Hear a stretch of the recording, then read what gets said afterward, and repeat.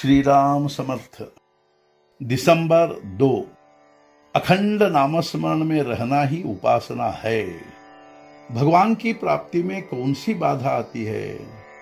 हमें भगवान की प्राप्ति नहीं होती, इसके लिए वस्तुतः हम ही कारण होते हैं।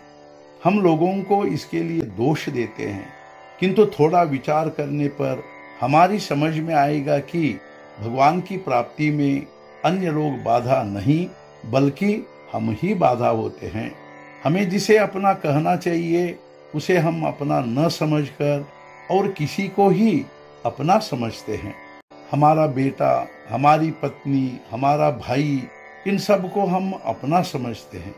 कुछ सीमा तक ये हमारे होते हैं, यह सही है, किंतु भगवान को यदि हमने अपना कहा तो वह हमेशा अपना ही होता है और वह हमारी सहायता के लिए सदा तैयार ही होता है।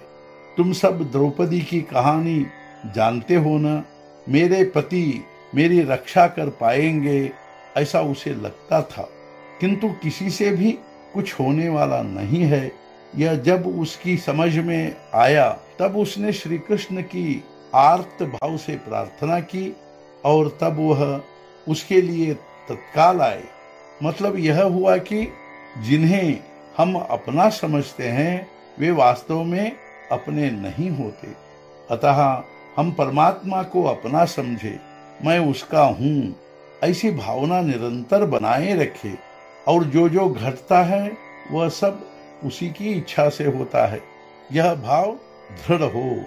ऐसी भावना दृढ़ होने के लिए उसकी उपासना करनी चाहिए। उपासना का मतलब क्या है? हम भगवान के हैं और हम सदा उसी के समीप हैं, ऐसा लगना। ऐसा लगने के लिए हमें उसके नामस्मरण में रहना चाहिए। हम उसका सदा नामस्मरण करते हैं तो वह हमारे पास निरंतर रहता है। जब तुम किसी का नाम कहते हो तब उसकी मूर्ति तुम्हारे ध्यान में आती है। उसकी मूर्ति वह सामने न होते हुए भी तुम्हें ध्यान में दिखाई देती है। उसी प्रकार भगवान का नामस्मरण करने पर वह तुम्हारे पास ही होता है। यदि पूछा जाए कि भगवान कैसा है तो क्या तुम कह पाओगे? भगवान श्री कृष्ण ने स्वयं कहा है कि वह नाम में है, नाम ही उसका रूप है।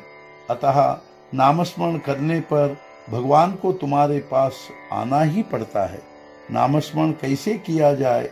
समर्थ रामदास स्वामी ने कहा है, यदि आदमी कुछ भी नहीं करे और वाणी से केवल राम नाम जपता रहे तो भी चक्रपाणी यानी भगवान को संतोष होगा और वह भक्त को संभालेगा। हम राम नाम जपते समय क्या कुछ भी नहीं करते? हम उस वक्त गृहस्थी की चिंता करते ही है ना।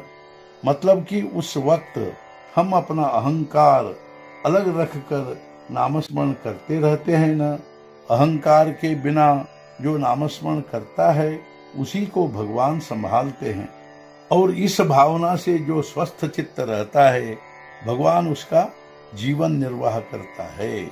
आज का मुख्य विचार, हम किसी के होके रहे, या तो गुरु के या भगवान के। सद्गुरुनाथ महाराज की जय। जय जय रघुवीर समर्थ।